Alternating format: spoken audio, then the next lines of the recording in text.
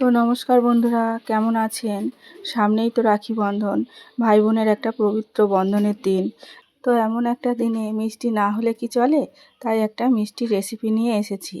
আজ বানাবো ছোলার ডালের বরফি সন্দেশ। তো ভিডিওটা প্রথম থেকে শেষ পর্যন্ত দেখবেন, খুব সুস্বাদু এই রেসিপিটা। আর এই রেসিপিটা যদি ভালো লেগে থাকে তাহলে ভিডিওটা একটা লাইক আর চ্যানেলটাকে সাবস্ক্রাইব করে দেবেন। আমি এখানে ছোলার ডালের বরফি সন্দেশ বানানোর জন্যে ছোলাটা নিয়েছি। ছোলাটা আমি 4 ঘন্টার জন্য ভিজিয়ে রেখেছিলাম। তো দেখুন ছোলাটা কত সুন্দরভাবে ভিজে পুরো জলটা টেনে নিয়েছে, কত সুন্দর বড় বড় হয়ে গেছে। আমি এবারে এই ছোলাটাকে সেদ্ধ করে নেব। কড়াতে জলটা দিয়ে দেবো। এখানে আমি 200 গ্রাম ছোলার ডাল নিয়েছি, তো আমি ছোলার ডালটা দিয়ে দেবো।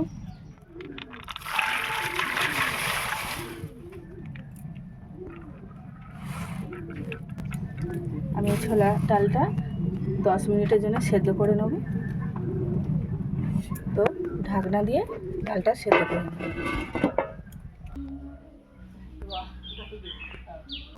তো 10 মিনিট হয়ে গেছে, আমি এবার ঢাকাটা খুলে নেব। দেখতেই পাচ্ছেন বন্ধুরা, ডালটা বেশ ভালোই সেদ্ধ হয়ে গেছে, কত সুন্দর সেদ্ধ হয়েছে। তো ডালটা কতটা নরম হয়েছে আমি দেখাচ্ছি। এই দেখুন বন্ধুরা, একেবারে এইরকমভাবে ডালটা সেদ্ধ করে নেবেন। এবার এটাকে আমি জলটা ঝারিয়ে নেব।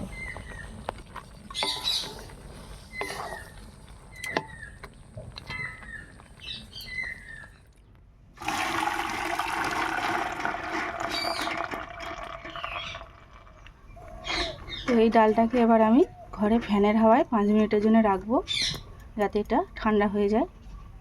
তো ডালটা ঠান্ডা হয়ে গেছে, এবারে মিক্সার জারে দিয়ে দেবো।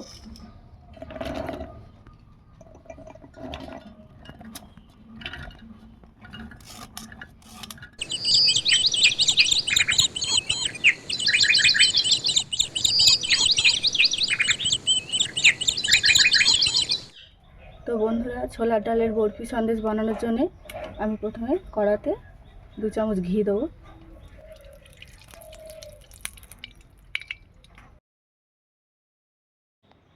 এখানে আমি 100 গ্রাম গুঁড়ো দুধ নিয়েছি, তাকে উষ্ণ গরম জলে লিকুইড বানিয়ে নিয়েছি। আপনারা চাইলে সরাসরি লিকুইড দুধটাও দিয়ে বানাতে পারেন। এখানে ঘিয়ের ওপরে আমি দুধটা দিয়ে দেবো।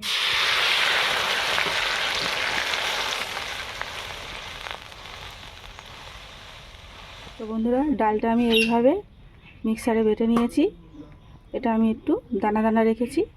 বরফি সন্দেশ বানালে এইরকম দানা দানা ভাব থাকলে খুব সুন্দর লাগে খেতে। তো এইভাবে আমি একটু দানা দানা রেখে ডালটা বেটে নিয়েছি।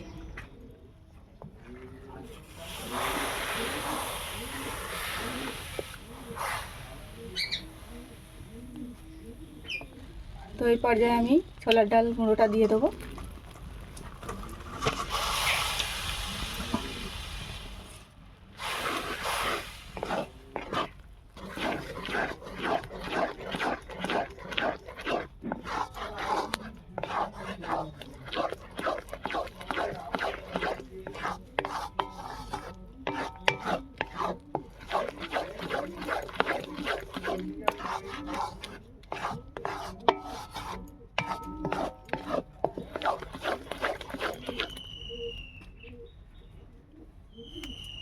তো বন্ধুরা, আমি এখানে 200 গ্রাম ডাল নিয়েছিলাম, তার সঙ্গে আমি 150 গ্রাম চিনি দিচ্ছি।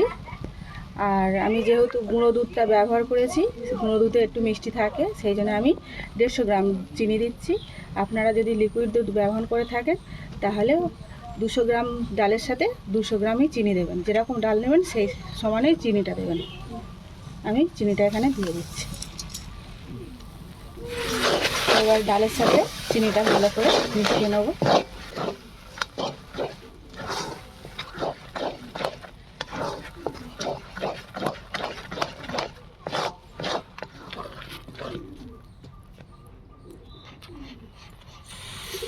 তো বন্ধুরা, এখানে আমি এলাচের গুঁড়ো দিচ্ছি। আপনারা গুঁড়োও দিতে পারেন বা এলাচ, গোটা এলাচও দিতে পারেন।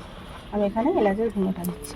এলাচের গুঁড়োটা দিলে সব মিশ্রণের সঙ্গে এলাচের গুঁড়োটা মিশিয়ে যায়, তো খুব সুন্দর একটা টেস্ট আসে।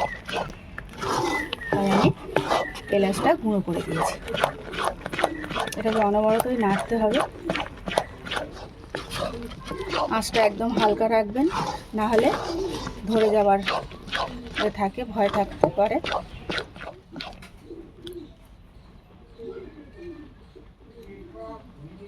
তো দেখতেই পাচ্ছেন বন্ধুরা, এখানে আমার ছোলার ডালের বরফি সন্দেশের জন্য মিশ্রণটা বানানো হয়ে গেছে। আমি এই পর্যায়ে আরও সামান্য একটু ঘি দিয়ে দেবো। আবার একটু নাড়িয়ে নেবো, একসঙ্গে মিশিয়ে নেবো, নিয়ে এটা আমি একটা প্লেটে তুলব।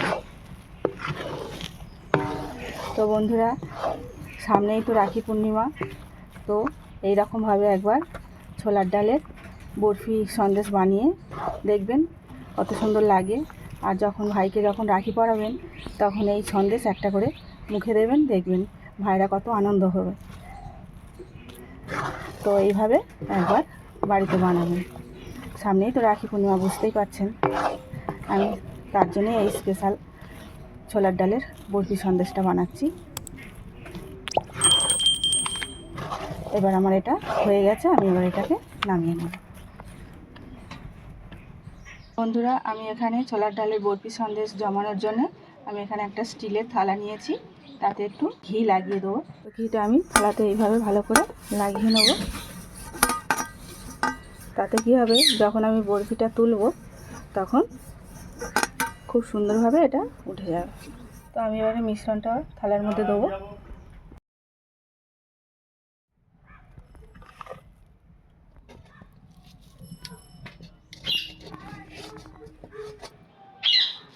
তো এইভাবে খুন্তি দিয়ে দিয়ে এটাকে একটু সেট করে দেবো, সুন্দর দেখতে লাগার জন্য একটা সুন্দরভাবে এভাবে সুন্দর করে, যাতে দেখতে খুব সুন্দর লাগে। এইভাবে আপনি ছাপার যে ছাঁচগুলো পাওয়া যায় ওই ছাঁচেতেও বানাতে পারেন, বিভিন্ন রকম ছাঁচ পাওয়া যায়। আমি এটা বরফি সাইজে কাটবো, সেই জন্য আমি একটা প্লেটে এরকমভাবে নিয়ে নিলাম। তো বন্ধুরা, এখানে আমার ছোলার ডালটা ভালো করে সেট করা হয়ে গেছে।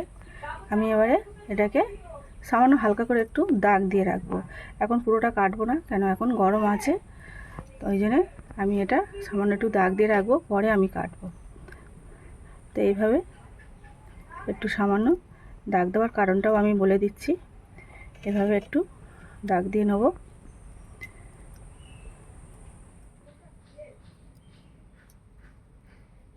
এটা এইভাবে কাটলাম। এবারে এটা কোনাকুনিভাবে কাটলে এটা বরফি সাইজ এসে যাবে। কোণে সামান্য একটু এরকম করে কেটে নেব। দেখুন বন্ধুরা, এটা বরফি সাইজ চলে আসছে। এইভাবে আমি দাগটা দিয়ে রাখবো। দেখতেই পাচ্ছেন আমি পুরোটা কাটছি না, আমি শুধু দাগটা দিচ্ছি। দাগটা কী কারণে দিচ্ছি সেটাও আমি বলে দেবো, কী কারণে দাগটা দিচ্ছি।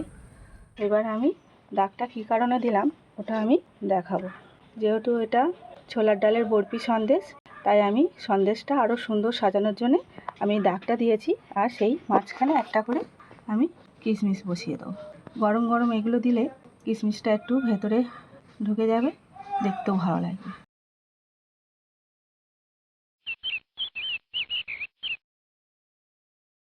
তো বন্ধুরা, দেখতেই পাচ্ছেন এখানে কত সুন্দর লাগছে সন্দেশটা। তো আমি এবারে এটাকে 2 ঘন্টার জন্য ঠান্ডা করে নেব।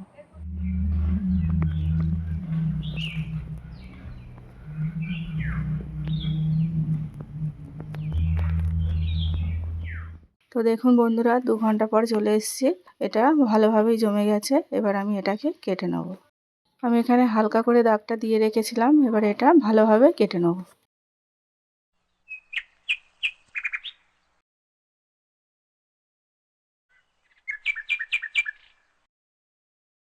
দেখো বন্ধুরা, এবারে এটা আরভাবে কেটে নেব।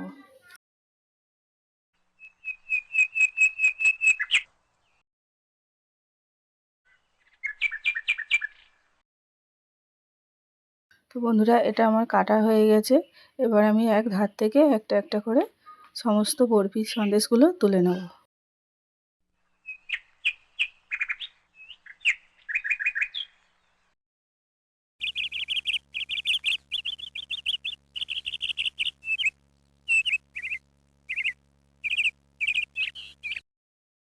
তো বন্ধুরা, এখানে ছোলার ডালের বরফি সন্দেশ একটা ভেঙে দেখাবো কতটা সুন্দর হয়েছে। তো দেখতেই পাচ্ছেন কালারটা কত সুন্দর হয়েছে।